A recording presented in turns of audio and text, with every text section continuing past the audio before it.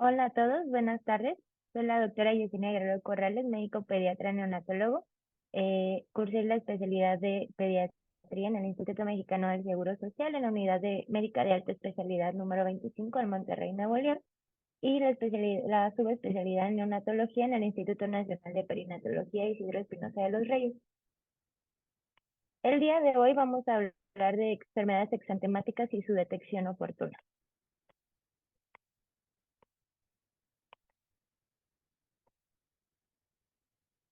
Bueno, para hablar de enfermedades exantemáticas vamos a definir primero a qué nos referimos. Este se conoce como un grupo de enfermedades justamente exantemáticas que conforman un grupo de enfermedades sistémicas infecciosas de diferente grado de contagiosidad. Su característica principal, como lo dice su nombre, es el exantema de aparición simétrica, súbita, recurrente o espontánea. Y esto tiene con mayor índice de aparición en edad pediátrica. Dentro de las enfermedades infecciosas o exantemáticas que encontramos, tenemos a la varicela, la enfermedad de Kawasaki, el eritema infeccioso, la rociola, rubiola, sarampión y escarlatina. Posteriormente vamos a hablar de cada una de ellas. Primero, para definir qué es un exantema y qué es lo que vamos a buscar en nuestro paciente, vamos a definir las lesiones cutáneas. Vamos a clasificarla en lesiones elevadas y lesiones planas. Dentro de las lesiones elevadas están las pápulas, que es una lesión cutánea elevada, sólida, pequeña, de aproximadamente 1 centímetro de diámetro, que puede ser de diferentes colores, ya puede ser roja, blanquecina, amarillenta. Sin embargo, no tiene contenido purulento. En cambio, la pústula es aquella elevación de contenido líquido que habitualmente contiene este drenaje purulento. Otra de las lesiones elevadas es la ampolla o vejiga pequeña. Esta, como le dice su nombre, es una ampolla, tiene paredes finas y contiene líquido transparente, que a la digitopresión puede ser fluctuante, a diferencia de la pápula y la pústula, que en general son sólidas. En cuanto a las lesiones planas, existe la mácula, que es un área circunscrita de piel plana de menos de 1 centímetro de diámetro y ya sea de un color rojizo, blanquecino o violáceo, va a ser diferente al área de la piel que la circunscrita. Y del otro lado tenemos el eritema, que también es una mancha variable plana que se genera por vasodilatación generalizada de los capilares periféricos o comúnmente como la llamamos rash. Ya hablando de nuestras enfermedades exantemáticas, tenemos al sarampión, que es una enfermedad infecciosa ocasionada por un paramyxovirus.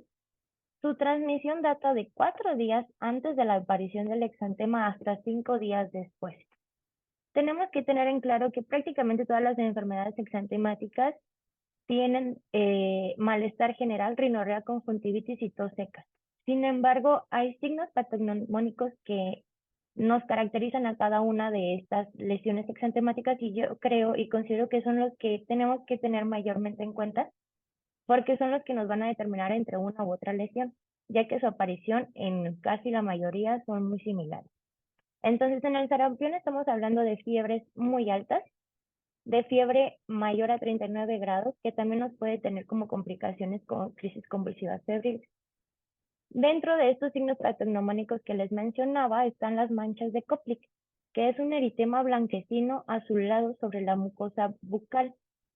Estas manchas, más que nada, se caracterizan por tener una aparición en los cigomáticos en la parte interna o en el paladar blando. No aparecen en núvula, que a diferencia de otra enfermedad que próximamente vamos a hablar de ella. También tenemos las manchas en vino de Oporto o vinosas de aparición cefalocaudal, que son también patognomónicas del sarampión, y algo que generalmente no buscamos, pero que sí es un signo muy significativo de sarampión, son las líneas de Stimson, que es un eritema lineal en la conjuntiva inferior del ojo.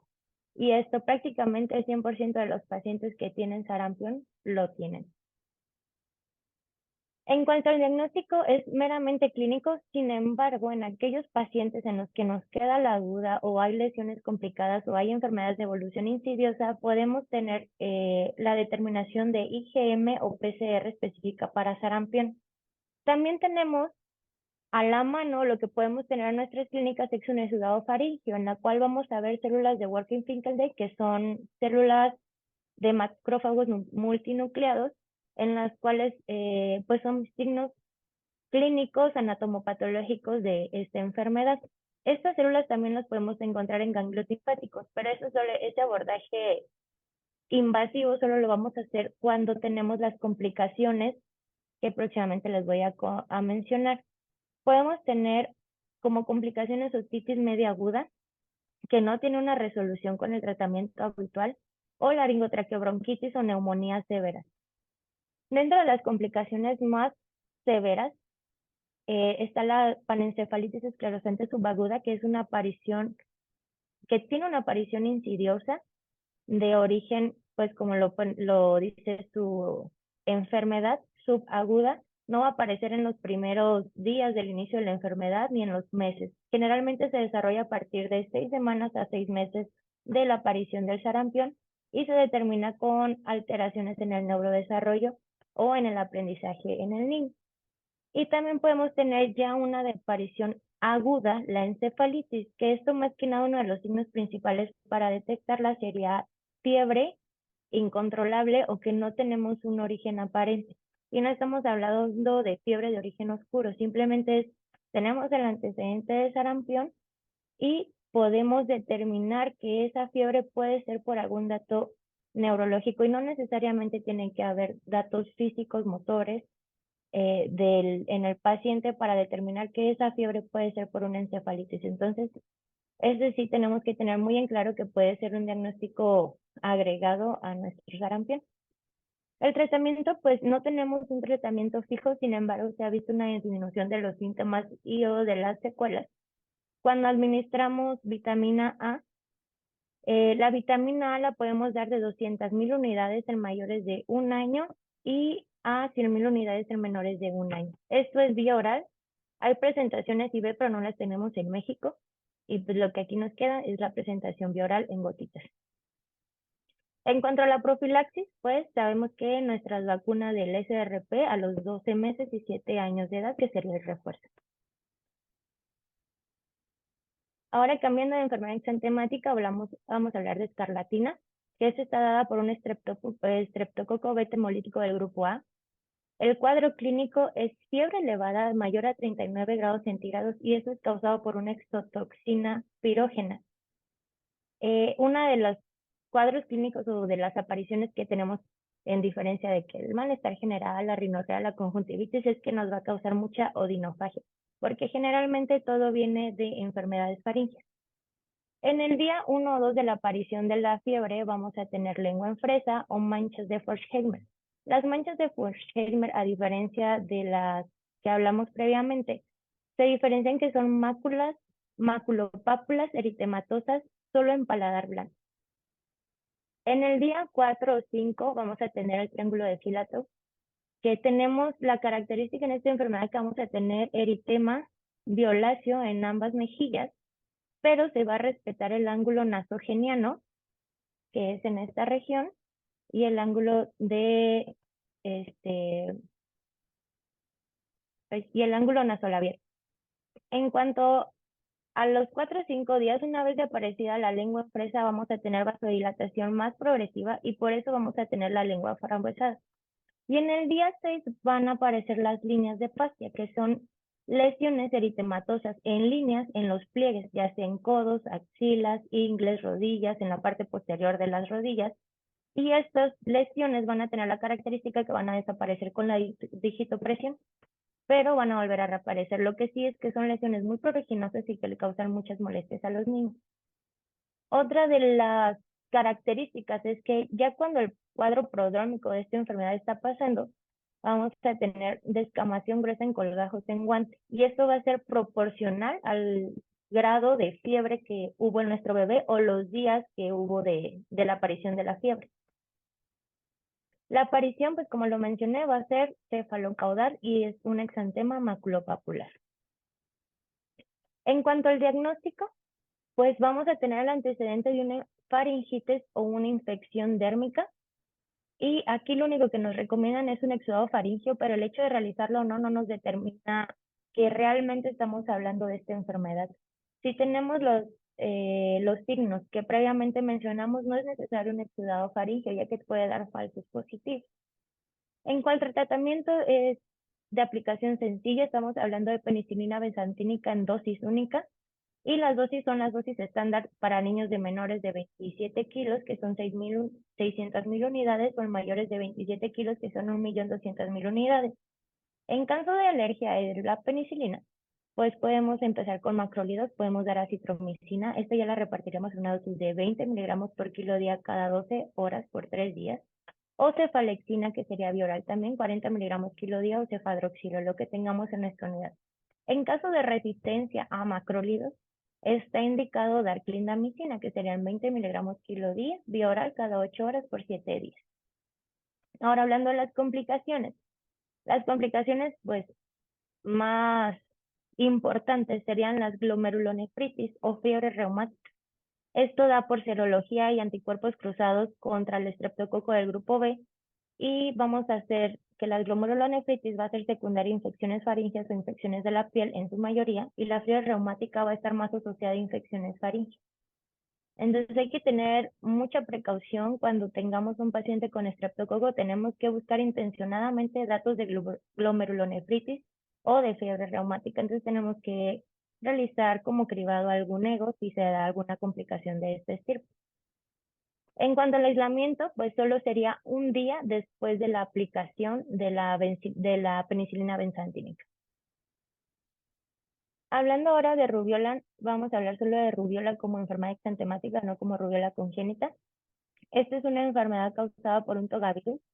La transmisión es por aerosoles y también por transmisión vertical, como les mencioné, existe la rubiola congénita. Esto se caracteriza por adenopatías retroauriculares y cervicoccipitales. La fiebre va a ser de aparición de 3 a 4 días después de la aparición de las adenopatías. Generalmente, y un 95% de las veces, así es la aparición. No aparece primero la fiebre, sino primero te llega con el antecedente de doctor, mi bebé tiene unas bolitas detrás de los oídos, y a lo mejor en ese momento no nos llama la atención, pero después empezamos a ver la fiebre de inicio insidioso, y es cuando ya tenemos que poner atención a este tipo de pacientes. Entonces, la aparición de la rubiola, pues va a ser como siempre, cefalocaudal, maculopapular, va a tener nuestro paciente malestar general, y son las adenopatías retroauriculares y cervicoccipitales las que nos van a dar como nuestros datos pivotes para poder sospechar de este paciente. Y claro, vamos a sospechar de aquel paciente que no tiene un esquema de vacunación completo. Entonces, la aparición del exantema va a ser cefalocaudal y va a iniciar en cara, tronco y posteriormente en pies o extremidades inferiores. En cuanto a la profilaxis, pues sabemos que es nuestra vacuna nuevamente del SRP a los 2 y 7 años de edad con su refuerzo. Otra de las enfermedades exantemáticas que a lo mejor nos causa mucho ruido cuando la vemos, porque generalmente llega en estadios avanzados, no cuando está al principio del eritema, es la varicela, es el virus de la varicela zoster. La transmisión es generalmente por contacto directo, secreciones respiratorias, ya sea por secreciones respiratorias o lesiones dérmicas. Y va a haber 2 días antes del exantema fiebre, pero también hay hasta después del exantema formación de costras. Entonces, esta no va a ser un exantema maculopapular que sea uniforme. Vamos a tener en nuestro niño la distribución cefalocaudal, pero de predominio en torso y en dorso. Esta enfermedad va a tener lesiones de diferente extirpe, ya sean eritematosas, vesiculares, pustulosas y en costras. No vamos a tener un niño con de una me aparecieron todas las lesiones papulares o todas las lesiones maculares, sino un día tuvo una ronchita, un día le salió una vesiculita, esa ronchita se le hizo una vesícula, le salió pus, se le reventó, le salió una costra. Entonces esa va a ser más o menos la aparición de la varicela. Entonces, como lo mencionamos como más lo conocemos, son lesiones en cielo estrellado, que así como lo tiene nuestro bebé, pues son lesiones vesiculares, lesiones eritematosas, en costras, que ya los vemos aquí. Y el diagnóstico pues va a ser clínico. No necesitamos realmente estas dos opciones que les pongo aquí. Sin embargo, en algunas ocasiones, son apariciones no muy típicas, se llegan a hacer. Se pueden hacer tinciones de T-Sank y es donde vemos las células gigantes multinucleadas. Y también podemos hacer una PCR específica para varicela. El tratamiento pues es meramente sintomático y dentro de nuestro tratamiento sintomático pues hay que aliviar la picazón, la irritabilidad, tratar de secar las lesiones un poquito más rápido, pero esto no implica a fuerzas usar las lociones secantes. Sin embargo, por comodidad y todo de la mamá, las usamos. Entonces, dentro de nuestro tratamiento sintomático, para el prurito, pues podemos usar difenhidramina y loratadina. Sin embargo, ya sabemos que la difenhidramina en menores de 2 años pues no está realmente indicada, entonces optamos por la desloratadina o la loratadina. Y en cuanto al tratamiento sintomático para la irritabilidad, pues podemos dar paracetamol y ibuprofeno. De preferencia, si tenemos ácido acetilsalicílico, no hay que utilizarlo. En nuestros pacientes pediátricos siempre vamos a optar primero por paracetamol y ibuprofeno. Y en las lesiones secantes, pues podemos usar el Caladril, que es como lo más común, o el agua de rosas, que también es una loción que podemos usar para aliviar un poquito el malestar. En cuanto al tratamiento especial, esto lo vamos a reservar para aquellos pacientes inmunocomprometidos. Sin embargo, tenemos dos presentaciones. En la ciclovir oral no va a ser para aquel paciente pues realmente inmunocomprometido. O sea, aquel paciente en el que te queda la duda que tuvo algún ciclo de esteroides vía oral, que tuvo esteroides inhalado. Y en esos pacientes sí podemos utilizar el aciclovir bioral. Y van a ser 20 kilogramos por kilo por dosis, 4 veces al día por 5 días. Sin embargo, cuando sí tenemos un paciente inmunocomprometido, quiere decir embarazadas, enfermedades recurrentes, aquel paciente que ya es mayor de 12 años, o aquel paciente pues meramente inmunocomprometido, ya sea por alguna cáncer, alguna enfermedad reumática, degenerativa, pues aquí ya vamos a optar realmente por el aciclovir. En menores de 1 año vamos a usar nuestro aciclovir IV. Van a ser 10 miligramos por kilo por dosis cada 8 horas durante 7 a 10 días. Y el mayor es de 1 año, 500 miligramos por metro cuadrado por dosis cada 8 horas durante 7 a 10 días. Hay que tener en cuenta que son por metros cuadrados, no son por kilo, y pues es algo que tenemos que hacer notar bien en nuestro tratamiento. Eh, Dentro de las complicaciones, pues siempre nos preguntan, bueno, y si doctora, es que tengo una prima, una tía, no sé, algo que está embarazada y se tuvo contacto con mi bebé. Bueno, en este caso, si la embarazada se tiene que realizar sí o sí una IgM para varicela, eso lo realizan en las unidades médicas. Entonces, si la IgM es negativa, solo se le indica aislamiento a tal persona con el bebé o el paciente que tenga la varicela. Y en dado caso que la IgM sea positiva o que tengamos un retraso en la determinación de nuestra IgM de más de 96 horas, vamos a administrar inmunoglobulina intravenosa. Sin embargo, esto ya queda determinado para un centro de segundo o tercer nivel. Dentro de las otras complicaciones podemos tener, y lo que siempre aparece son sobreinfecciones bacterianas, el síndrome de Reye, que es una reacción cruzada con el ácido acetilsalicílico, que es una encefalitis o una enfermedad de hígado graso súbita, Guillain-Barré o trombocitopenia. Y aquí lo que podemos hacer es la profilaxis con la vacuna de la varicela a los 18 meses. Sin embargo, no está en el esquema nacional de vacunación, pero se puede ofrecer de alguna u otra manera a los familiares. Y el aislamiento siempre va a ser hasta la formación de la última costra, no hasta que se seque, no hasta que desaparezca, no hasta que se caigan, sino hasta que se forme la última costra. No tenemos que tener lesiones papulosas ni vesiculares ni nada en nuestro paciente, es hasta la última costra.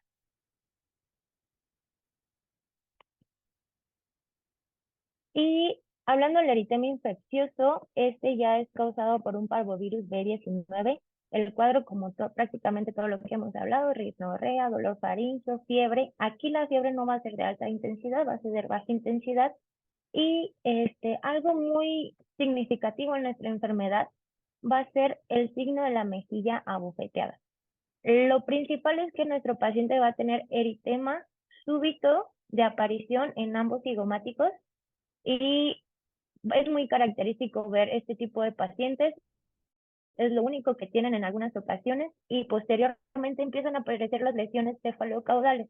Pero antes de esto, lo primero que siempre tenemos es el signo de mejilla bofetada. El tratamiento pues es una enfermedad autolimitada y no requiere ningún antiviral, perdón. En dado caso de alguna de irritabilidad, pues lo mismo, paracetamol y ibuprofeno, que es lo que le podemos dar a nuestros pacientes. Ahora hablando del exantema súbito, esta es una enfermedad dentro de, pues, de las exantemáticas. Exantema súbito, roceola o sexta enfermedad. Hay que tener en cuenta que es de las más comunes. Generalmente vemos a un bebé con fiebre intensa, que no cede, aún con medicamentos, aún con baños, aún con control térmico. Y esto es la aparición normal de la enfermedad. Y lo que tenemos que vigilar es que nuestro bebé no nos haga alguna crisis convulsiva febril, que ya sabemos que es de mayor incidencia en menores de 5 años, 3 años, 2 años, dependiendo la susceptibilidad del bebé. Pero el manejo de la fiebre o nuestra fiebre va a ser muy marcado. Va a ser una fiebre intensa de 3 a 4 días y no vamos a ver evolución del exantema maculopapular hasta los 5 días, donde ya no va a haber fiebre. La fiebre va a quedar en segundo plano y van a empezar a aparecer las lesiones maculopapulares. Algo que sí vamos a ver en estos pacientes y que es realmente patognomónico, que yo sé que se puede confundir con las lesiones previas, son las manchas de Nagayama. Pero estas sí van a ser pápulas eritematosas en paladar blando y lo importante aquí es que va a aparecer en úvula. Y la úvula, como se ve en la imagen, va a tener una desviación hacia la derecha o hacia la izquierda, pero va a ser por la misma irritación del paladar. Entonces, esta imagen, grábensela bien, y pueden buscar en internet varias imágenes, pero aquí lo importante es que es en paladar blando y que es en úvula. Las complicaciones, pues como lo comenté, como es una fiebre de inicio súbito, de varios días de evolución, podemos tener crisis convulsivas febriles. Y ya sabemos que para nuestras crisis convulsivas febriles, pues el tratamiento es vigilancia, control térmico y ver el foco que nos puede causar nuestras crisis convulsivas. El tratamiento de esta enfermedad nuevamente es autolimitada y no requiere tratamiento antiviral. Claramente que todo lo sintomático nuevamente lo vamos a tratar con lo que tengamos a la mano. Y la enfermedad de Kawasaki, esta es una de las enfermedades dentro de las exantemáticas más peligrosas.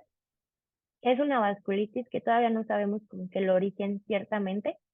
El cuadro clínico sí es muy difícil identificarlo. Generalmente ya pasó por varias manos nuestro paciente, ya le dieron antibiótico, ya le dieron antipiréticos, ya tuvo varios tratamientos y no hay remisión de su cuadro, porque es una fiebre de inicio brusco elevada de hasta 39 a 40 grados, que tiene una evolución de 5 días y no encontramos un foco realmente. Sin embargo, hay varios datos pivotes que nos pueden decir, oye, estamos hablando de una enfermedad de Kawasaki.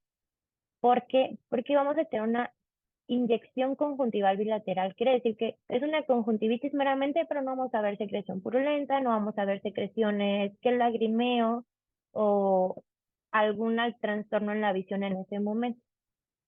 Alteraciones en la boca. Lo que más podemos ver y lo que más nos podemos dar cuenta en este momento es la lengua aframbuesada. Y es muy sencillo ver esa imagen. Es una lengua que realmente se ven los bordecitos, así como si fuera una frambuesa y es completamente roja.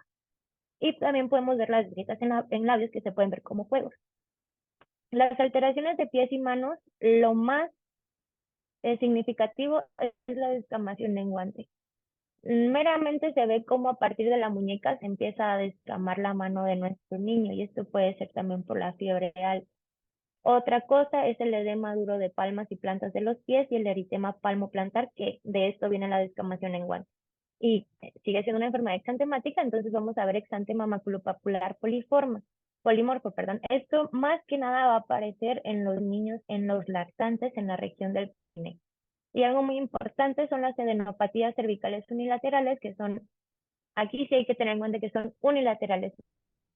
Las que hemos visto han sido bilaterales y en este caso van a ser unilaterales de más de 1.5 centímetros y esto va a ser en un 50% de nuestros pacientes.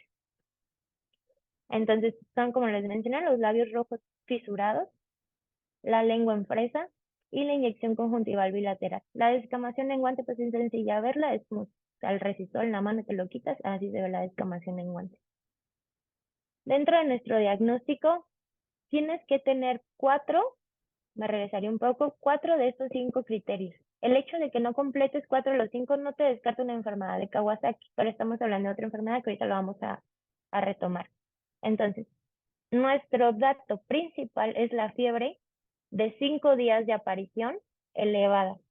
Y aunado a esto, 4 de estos 5 datos que tenemos aquí en pantalla. Encontrando 4 de 5 más la fiebre, ya estamos hablando de una enfermedad de Kawasaki. Aquí el diagnóstico tiene que ser oportuno porque las complicaciones son mortales. En cuanto al diagnóstico, si no te llama la atención nada de esto y si no tienes algo más que ofrecerle al paciente o a lo mejor dices, bueno, yo ya le di tal cosa, pero no me convence, le voy a pedir laboratorios, pues podemos empezar con una biometría, pruebas de funcionamiento hepático que incluyan proteínas y albúminas. PCR y BCG a lo mejor no lo podemos tener en nuestro en nuestro primer nivel de atención, pero una vez solicitado o ya referido a nuestro paciente, podemos sugerir que se le realicen tales estudios. Entonces estamos hablando de leucocitosis con desviación a la izquierda, una anemia normocítica normocrónica, trombocitosis, elevación de ALT, ACT, GGT y ferritina, así como una albúmina menor a 3. Entonces esto también nos puede dar una pauta a nuestro diagnóstico. Dentro de las complicaciones, como ya les mencioné, es una enfermedad que tenemos que tener muy en cuenta porque las complicaciones son mortales. Hay aneurismas de pequeños y medianos vasos. Y los aneurismas pueden tener, pues, los desenlaces fatídicos de siempre. Y las otras alteraciones que en ese momento a lo mejor no nos podemos dar cuenta, pero que podemos prevenirlas. Si ya detectamos esto en nuestro paciente, pues nada, nos cuesta como que, bueno, una exploración cardiológica bien realizada y un electrocardiograma en ese momento.